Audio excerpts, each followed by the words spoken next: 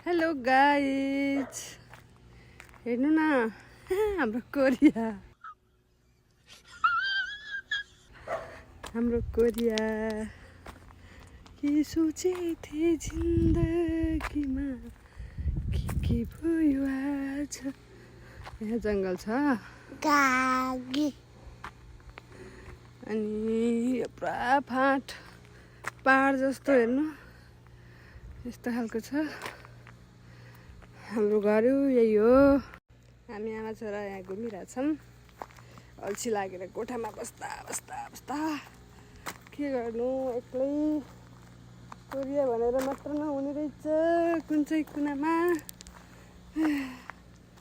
मेरो बाबुलाई अल्छी लागेर के गर्नु, यस्तै हो। यस्तो छ पुरा कोरिया जङ्गल, पुरै यस्तो फाँटै फाँट छ, पुरा खेतै खेत यस्तो छ। 5 बज्न लाग्यो, घाम अस्ताउन लाग्यो।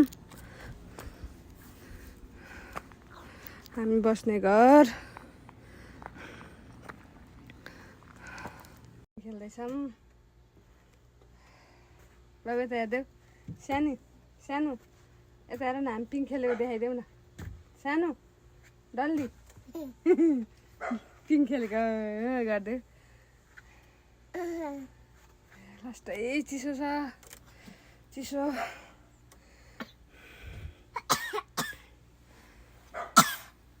खोकी लागिसक्यो। चिसो यस्तो छ हेर्नुहोस्।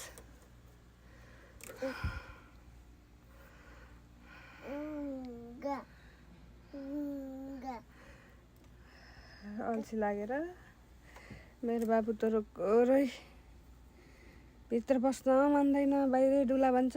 लास्टै चिसो।